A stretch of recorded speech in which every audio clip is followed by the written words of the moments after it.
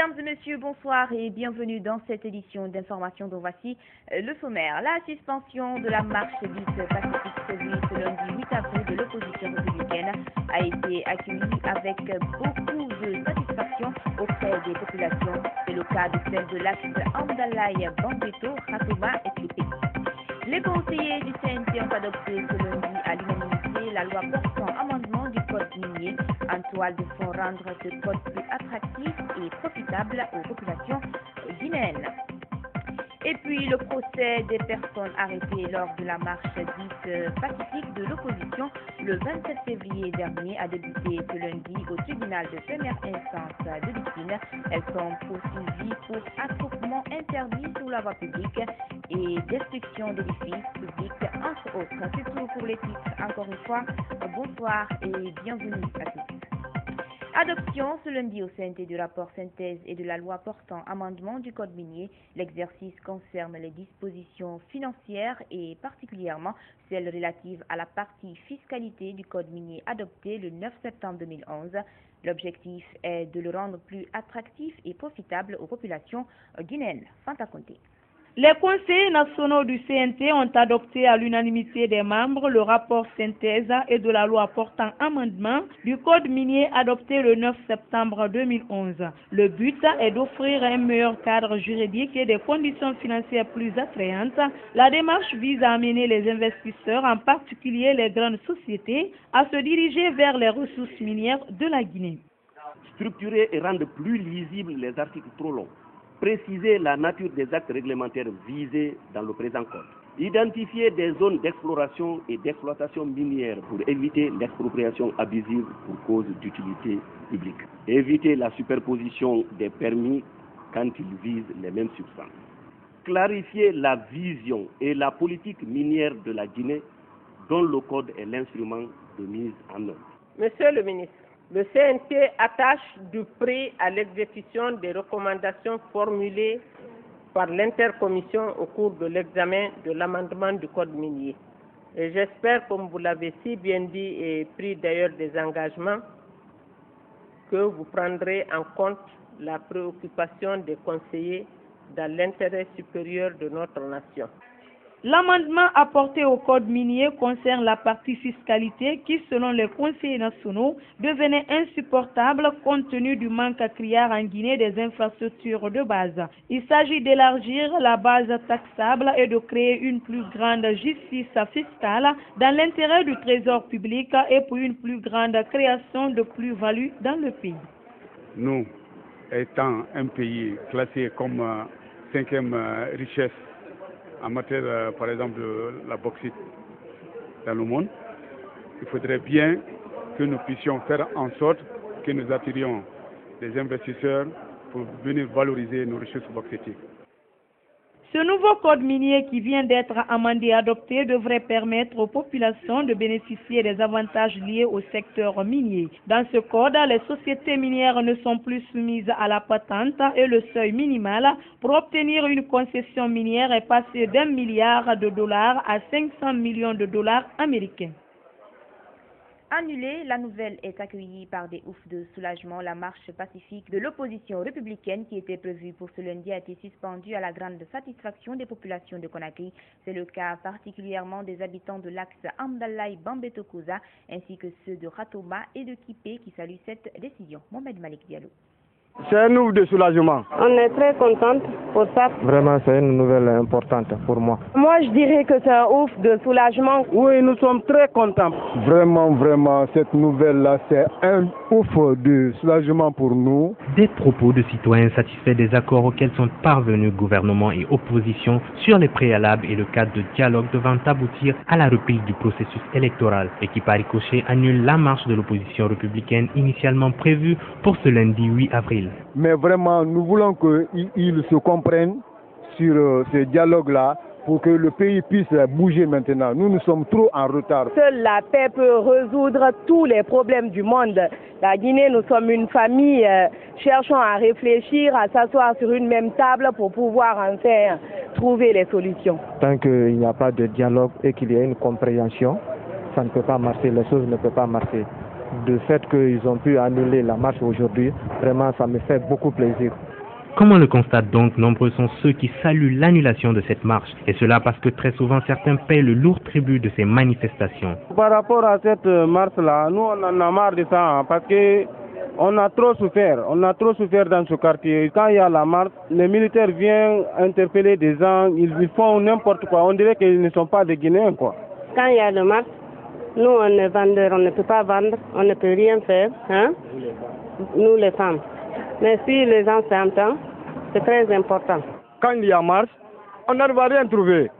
Il n'y a pas d'entente, si ce n'est pas des gâteries et beaucoup de massacres. Malgré la décision de l'opposition d'avorter la marche, d'aucuns appellent le pouvoir à plus d'impartialité dans sa gouvernance. Vraiment, je lance un appel au président Alpha Condé qu'il sache qu'il est le président de tous les Guinéens. Il n'est pas le président des Malinké seulement, il est le président de tous les Guinéens. Qu'il n'a qu'à faire de bonnes choses pour notre pays. C'est ça que nous voulons. Naissance d'un mouvement de soutien aux actions du parti au pouvoir, la structure est dénommée MVA, entendez Mouvement Vision Alpha. Le lancement des activités a eu lieu le week-end dernier à Bessia en présence de plusieurs autorités du pays. Ousenatou Diallo. Vision Alpha est un mouvement qui se fixe pour objectif de sensibiliser et d'informer les Guinéens d'ici et d'ailleurs sur le programme de société du professeur Alpha Condé sur le plan politique, économique, social et culturel. Le lancement des activités à Bessia, Cité de l'Air, a connu une forte mobilisation des militants et sympathisants du RPG Arc-en-Ciel. Occasion pour les membres du MVA de revenir sur la composition de cette structure politique. La cérémonie qui nous réunit ici ce soir, celle du baptême du mouvement Vision Alpha, est pour nous d'une importance capitale, car c'est une structure qui a des visions nationales et internationales et qui regroupe toutes les couches sociales et ethniques de notre pays. Les militants du parti au pouvoir de la Cité de l'Air, par le biais du secrétaire général par intérim, a sollicité la fin de la transition. Les militants et militantes de la section BCA Cité de l'Air sollicitent la tenue des élections législatives dans un court délai, car tous les pays démocratiques, c'est le pouvoir qui commande l'opposition.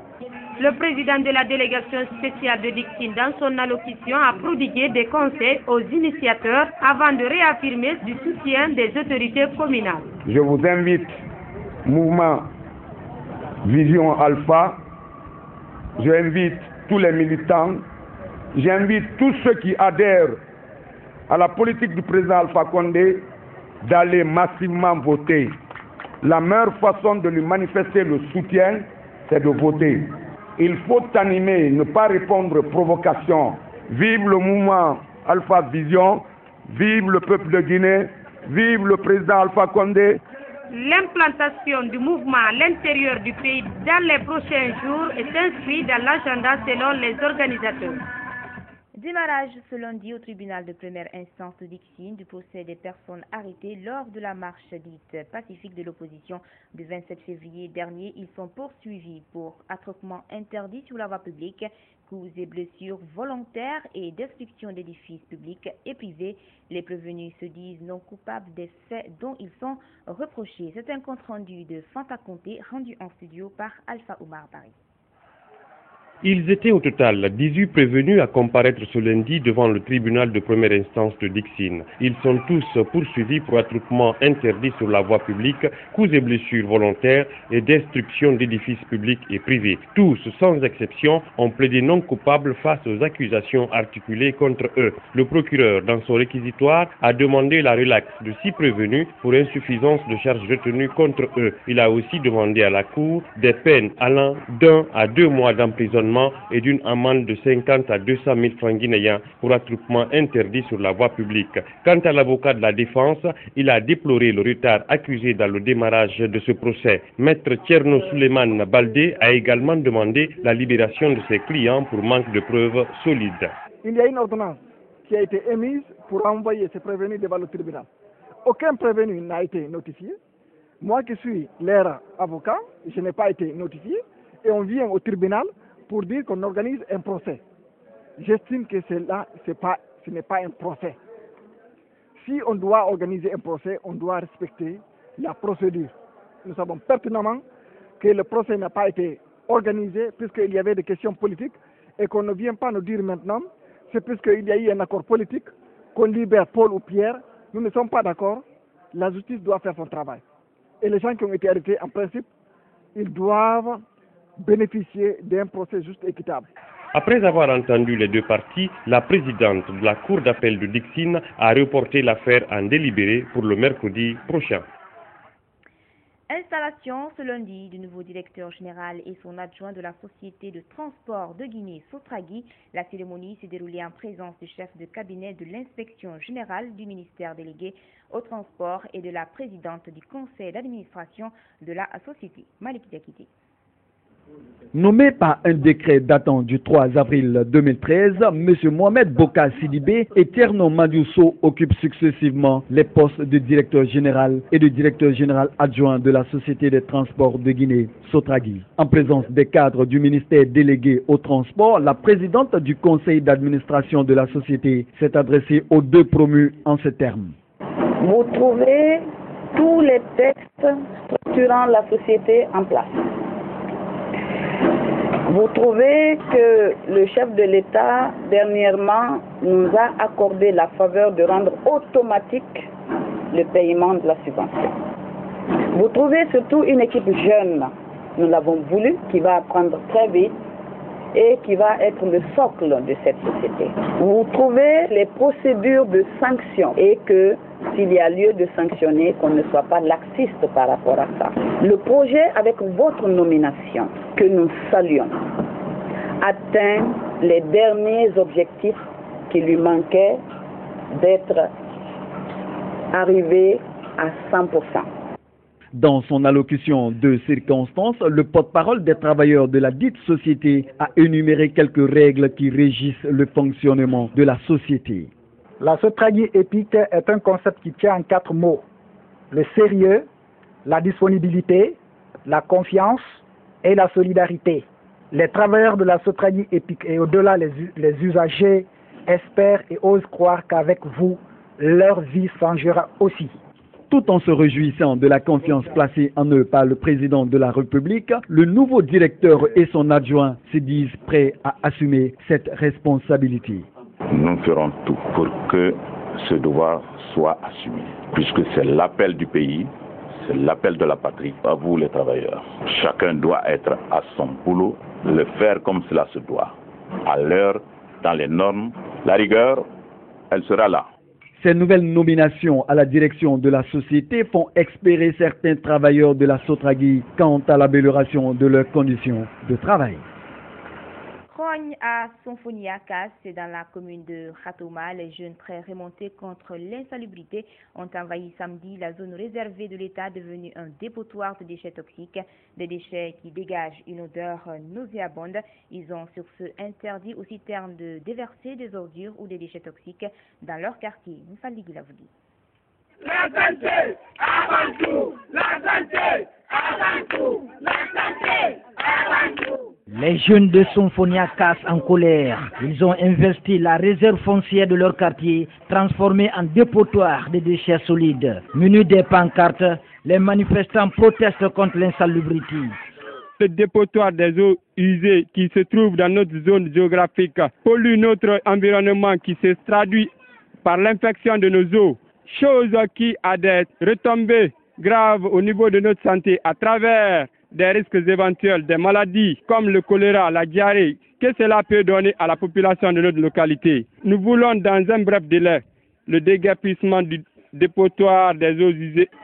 Cette réserve de l'État destinée à l'implantation de l'usine d'engrais est envahie de déchets de toutes sortes qui dégagent une odeur âcre. Les démarches menées par les populations riveraines auprès des autorités en vue de délocaliser ces dépotoirs seraient restées vaines.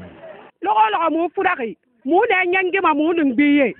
sommes toujours malades parce que nous sommes en contact permanent avec des déchets. Aucun véhicule ne viendra désormais déverser les déchets dans notre quartier. On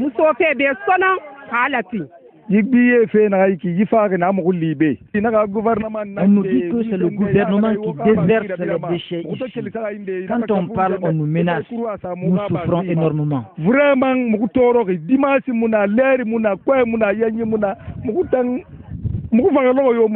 Il n'y a pas que la santé des populations qui est menacée. L'environnement et les rivières du quartier sont aussi affectés. Déchets qu'ils amènent ici, ça sort jusqu'à notre ruisseau ici. Ici, il y a les dames qui viennent planter des feuilles pour nous. C'est ce qu'on récolte, ils amènent là-bas, on prépare ça à la maison. Franchement, à chaque fois maintenant, les gens sont malades. En attendant de trouver gain de cause, les jeunes de Symphonia CAS ont interdit aux citernes de déverser tout déchet ou ordure dans leur quartier, et ce pour la préservation de leur santé, dit-on. Sur un autre plan, les jeunes des quartiers de Symphonia vont bientôt se doter d'une maison des jeunes entièrement équipée. Le coût du projet s'élève à quelques 2,4 milliards de francs guinéens. Les travaux ont été officiellement lancés ce lundi par le ministre de la Jeunesse, de l'Emploi, des Jeunes et des Sports en présence des autorités communales et des chefs de quartier de Symphonia. Mambadi Kamisoko.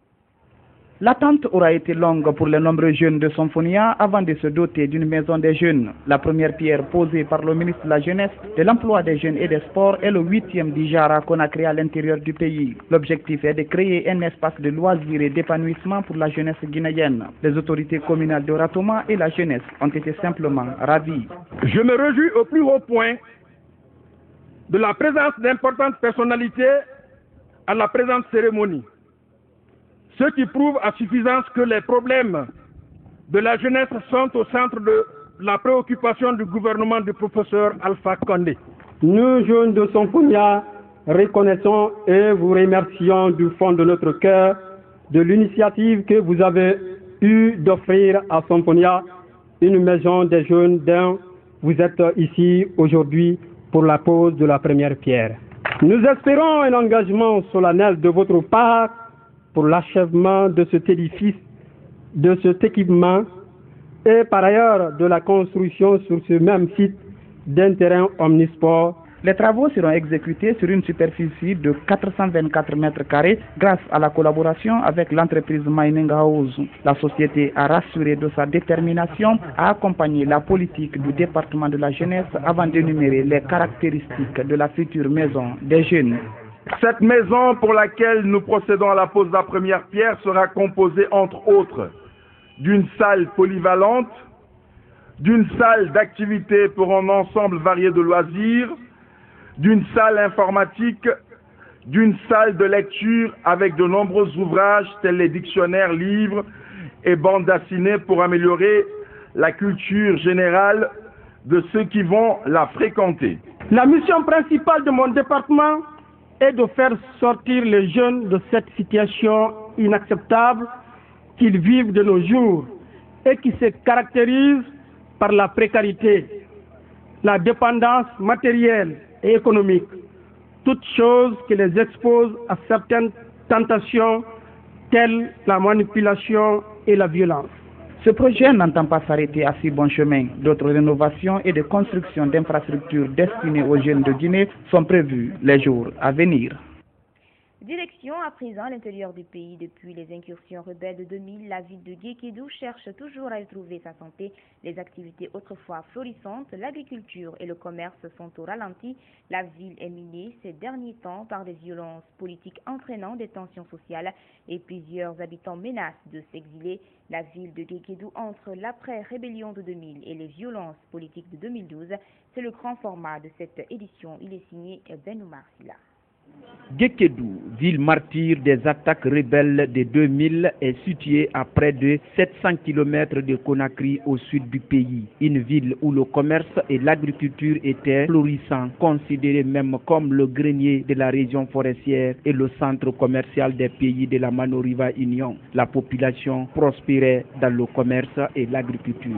En septembre 2000, la Guinée est attaquée à ses frontières du sud par des rebelles venus du Libéria et de la Sierra Leone. Le 6 décembre à 1h du matin, la ville de Guékédou est envahie par les assaillants qui installent leur base à la Villa Sidi réservée pour les hôtes. L'armée guinéenne a répliqué par des bombardements pour reprendre les lieux. Ici, c'était presque le siège des rebelles. C'était un bombardement qui a été fait ici sur les lieux. C'est ce qui a fait que les gens ils ont délogé. Décembre 2000, mars 2001, la préfecture de Guékédou a connu 17 attaques au centre-ville, à Kassadou et à Tekoulo, faisant plus de 150 morts, 210 disparus et des centaines de blessés graves. La ville porte encore les séquelles et certaines victimes se souviennent. J'ai marché de Guéguédou à 20 et quelques kilomètres de Kissidou. Dans 2 semaines, on est sur la route. Où on était là, ils sont venus la nuit chez nous, mais ça a trouvé qu'on est sorti. Les gens qu'on a laissés là-bas, on les a pris. Ils ont tué même nos mamans en plus, nos frères, même moi que tu vois là, j'ai perdu ma mère dans la rébellion. On l'a envoyé porter disparu au Libéria. Ali Wendeno a perdu 2 proches, sa maman et son frère, ainsi que ses biens. Les violences politiques qu'a connues la ville en décembre 2012 veulent le pousser aujourd'hui à l'exil. La grève qui vient de passer, j'ai perdu 4 machines de lavage dans cette ville. Et alors là, ça joue sur moi, je n'ai plus rien. Je ne sais pas comment faire maintenant pour retrouver les biens que j'ai perdus. Et je vais même quitter la Guinée parce que ça ne va pas du tout. Après les incursions, la ville de Guékédou n'a pas retrouvé sa santé. Les activités commerciales qui attiraient du monde sont à la traîne. Lundi, mardi, mercredi jusqu'au jeudi, les gens étaient pleins. Presque toute l'Afrique de l'Ouest venait à Guékédou ici. Mais à l'heure, là, rien. Avant la rébellion, les femmes prospéraient dans le commerce. Guékédou était le 2e Lagos de l'Afrique. Bien que plusieurs édifices soient réhabilités et d'autres construits, la ville de Guékédou est toujours confrontée aux problèmes de voirie urbaine, d'eau potable, d'électricité. À cela s'ajoutent des conflits sociopolitiques qui continuent à diviser les populations de cette préfecture. Sur un tout autre plan, la caisse Yété Mali du kilomètre 36 a tenu son assemblée générale ce week-end. Objectif, faire le bilan de l'année écoulée et élire un nouveau bureau. Aminata Diallo. La caisse d'épargne et de crédit Yété Mali de 36 a pour principale mission la collecte de l'épargne qu'elle octroie sous forme de crédit, de favoriser la solidarité et la coopération entre ses membres afin de promouvoir leur éducation économique et sociale. La tenue de cette assemblée générale annuelle a été une occasion pour les membres et responsables de la caisse de faire le bilan des activités de l'année écoulée. Actif total 2 milliards 124 millions 735 725 francs. Nombre d'adhésions 2318. Épargne totale 2 milliards 42 millions 941 944 francs. En coût total de crédit 1 milliard 246 millions 27 391 francs. Retard de crédit 412 millions 237 532 francs. Quant au comité de surveillance qui assure le contrôle et le suivi des opérations de la caisse, il a tout d'abord fait le point de la situation et a annoncé les perspectives pour une bonne marche de cette caisse. Réunion de contrôle, 2 réunions de sensibilisation, 4 réunions conjointes avec les autres organes. Nous aurions voulu que la caisse Yété Mali du kilomètre 36 ait un agent de crédit et cela pour augmenter le volume de crédit. Nous demandons également à la structure centrale d'optimiser la formation continue des membres des différents organes. La remise de satisfecit aux membres qui se sentent bien illustrés pour la bonne marche de la caisse et l'élection d'un nouveau bureau ont bouclé les activités de cette assemblée générale annuelle. La 12e foire internationale de Conakry a ouvert ses portes, organisée par le CIEPEX. Cet événement qui réunit des commerçants de tous les horizons va se poursuivre jusqu'au 16 avril prochain. Pour cette année, l'Afrique promet des innovations de tout genre. Elle se veut aussi être un espace de rencontre et de divertissement pour la population. Marie-Chéla Fofana. La foire internationale de Conakry, un espace de négoce entre des commerçants venus de tous les horizons, a ouvert ses portes. Organisée par la CIEPEX, cette 12e édition promet d'être innovante. Je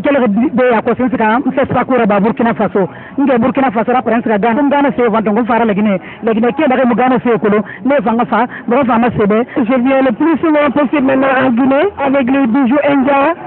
Toujours la même chose, des bijoux de qualité, c'est des bijoux qui durent minimum 10 ans de garantie. Voilà, et en même temps, on a rajouté des bijoux plaqués hors de Dubaï. Voilà, il y a des tissus perlés, Il y a tout ce qu'il faut pour rendre la femme vraiment attirante. On présente les produits Madar, les détergents, multi-usage Madar. Donc il y a toutes sortes de qualités de détergents. On a les savons liquides, les Renzo, la vitre, sans oublier la Javel Madar. Comme les années précédentes, des milliers de Conacricas se donnent rendez-vous à l'Afrique pour faire des achats et s'échanger les idées. C'est un choc de culture, il y a différentes, c'est une foire internationale, il y a différents produits, il y a beaucoup de choses à découvrir, donc je demande à tout le monde de venir voir un peu la foire internationale. C'est super intéressant, je vois qu'il y a plein de sociétés qui sont venues se représenter et tout ça, c'est pas mal. C'est donc parti pour la 12e foire internationale de Conakry, avec des articles variés, une restauration diversifiée, un podium central pour recevoir les prestations artistiques. Tous les ingrédients sont donc réunis pour faire plaisir aux nombreux visiteurs. Culture dans cette édition, bientôt la 5e édition du Festival international de musique Manifeste, organisé par la structure Bénédicte Records. L'objectif est de promouvoir la musique guinéenne. En prélude à cet événement, la structure a organisé ce lundi une conférence de presse au jardin du 2 octobre. Ibrahima Solia Liansane était de la partie et voici son reportage. De la musique urbaine, le Festival de musique de Guinée est devenu le Festival international de musique Manifeste avec la participation des artistes étrangers. Pour la 5e édition prévue du 15 au 21 avril à la plage de Robanet, le promoteur de l'événement fait appel aux artistes musiciens guinéens de tout genre, reggae, dancehall, rap, musique populaire, comédie musique. Bénédicte Records l'a fait savoir ce lundi lors d'une conférence de presse. Son objectif est de promouvoir la musique guinéenne, toutes catégories confondues. D'habitude, on faisait le festival de musique urbaine Manifeste. Cette fois-ci, nous avons changé d'abord le nom. Nous avons mis le Festival international de musique Manifeste. Donc là, nous avons des musiques, les gars qui font de musique populaire aujourd'hui. Je vais citer quelques noms, Petit Kanga, Gibul Souma, Sokuba Kanga, Sonatata, etc. Et nous avons mis des comédiens aussi qui font de musique comédie. Le festival grandit de jour en jour. On augmente des pays et voisins. Et on prend des gars aussi même de Guadeloupe, des gars de Martinique. Ceci, un jour, diront, ouais, allez sur le net, allez-y, en Guinée, il y a tel festival qui se passe en Guinée. L'initiative d'organiser un festival international de musique en Guinée est très appréciée par des artistes guinéens. Normal, c'est bien. Et moi, je crois bien qu'il y a assez d'intérêt pour moi et surtout ce que je fais. Parce qu'il y aura réellement d'échanges de culture, parce que nous avons des artistes qui viennent d'ailleurs. Par exemple, Tioni qui pratique le même genre de musical que moi, qui fait de la dancehall. Donc ça va bien m'inspirer moi, parce qu'il y aura aussi Apollo J. Quantum sera de la partie pour faire de Fireburn quoi, avec le public mélomane qui nous suit maintenant là présentement. Je serai là-bas avec mon collectif sûrement. Et si ce n'est pas avec mon collectif, je serai là-bas en solo parce que je mène une carrière solo.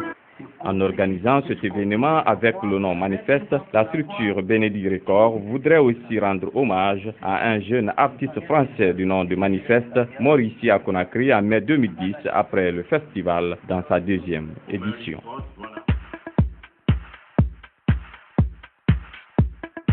Ailleurs dans le monde, l'onde de choc ne cesse de se propager, conséquence directe du offshore leads. Bruxelles est engagée dans un bras de fer avec Vienne, considéré comme un paradis fiscal. L'Autriche refuse de lever son secret bancaire et affaire Cahuzac oblige en France. L'exécutif est forcé de réagir, alors ce serait un choc de moralisation. Un projet de loi est en préparation. Suivez. Au pied du mur, le président de la République consulte à tout va pour trouver une sortie de crise par le haut. Et dans la majorité, les propositions ne manquent pas. Ce matin, Harlem Désir reste sur son idée de référendum. Je pense qu'il pourrait porter sur les deux grandes questions, les propositions de moralisation de la vie publique, transparence, publication du patrimoine des élus, mesures de contrôle de ce patrimoine, sanctions en cas d'infraction, indépendance de la justice, et d'autre part sur le non-cumul des mandats, parce qu'il faut faire respirer la vie politique. Une idée pas en cours au sommet de l'État, la voie législative semble privilégiée. L'idée, présenter dès cette semaine un projet de loi sur la moralisation de la vie publique, une idée soutenue par le chef de file des députés socialistes. Je souhaite qu'il y ait présentation des textes rapidement et qu'il y ait ensuite vote très rapidement de ces textes. Mais je souhaite aussi que ces textes ne soient pas vus comme des textes venant de la gauche simplement, comme des textes d'un débat politique normal. Je souhaite qu'il y ait une mobilisation des républicains sur chacun de ces textes. Un besoin de transparence qui amène certains à publier leur patrimoine. Les Verts le mettront en ligne cet après-midi. Ce matin, Marie-Arlette Carlotti est la première ministre à le faire. À droite, Xavier Bertrand propose un mandat non renouvelable pour le président. Septennat non renouvelable. Ça, je pense que c'est important pour que celui qui sera élu à la présidence de la République la prochaine fois, on puisse se dire, lui, il va vraiment faire le travail pour redresser le pays, sans penser à sa réélection. L'objectif pour le gouvernement est d'aller vite pour tenter d'éteindre l'incendie. Mais pas sûr qu'une loi de moralisation suffise à retrouver la confiance des Français. Voilà, ainsi se referme cette édition d'information. Merci de l'avoir suivi. Retrouvez-nous sur notre site web le www.groupeevasionguinée.info. Bonsoir.